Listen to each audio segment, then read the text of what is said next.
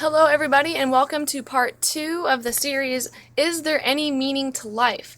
Now, in the first video, we talked about how using the analogy of a paper airplane to represent the universe in which we live, and representing a colony of ants who live on this airplane to represent human beings who live in the world. Now, in the first video, we talked about how it is impossible to come up with a reason of why the universe of the world was created just from studying the world itself. Through studying this airplane and learning everything you can about it does not tell you why it was created, or who created it, or how it came to be. Now, moving on to our next point. The only other thing that the colony of ants living on this airplane can study, other than the paper airplane on which it lives, is themselves. As an ant, they have inside information, so to speak, about ants, how they function, how they are, etc. So ants have the ability to study natural laws such as gravity, math, physics, things that they discover and that are apart from themselves. And so they also have this other ability to study the law of ant nature, so to speak. And for the sake of this analogy, let's assume that ants on this airplane behave and act just like human beings. They can think, they have a personality, they make judgments, and so on. Now, as these ants begin to study themselves and how they interact with each other, they notice something interesting in their day-to-day interactions. They have disagreements with each other, which leads to arguing or quarreling.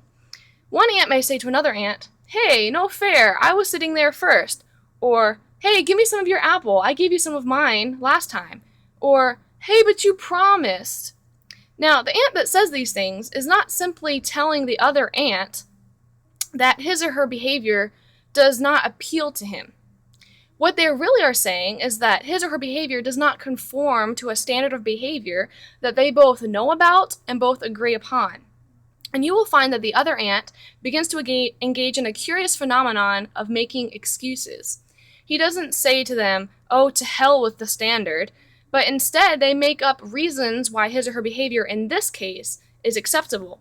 That there is a special reason why that they should take the seat from the person who was there first, or that circumstances were quite different when they were given the piece of apple, or that something turned up which lets them off the hook from keeping their promise.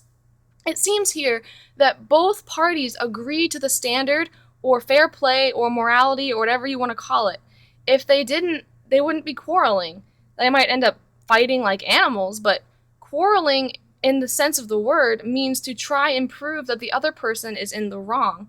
And there would be no point in doing that unless there was an agreed upon idea of what right and wrong were.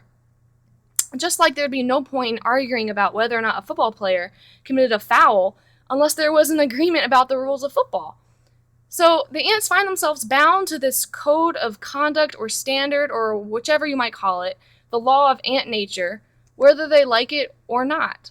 So after studying the laws of nature and learning all there is to know about the paper airplane in which they live, they found no answer as to why it is there, only possibilities as to how it could have happened.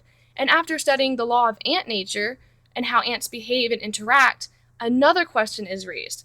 Where did this idea of a proper standard of behavior come from?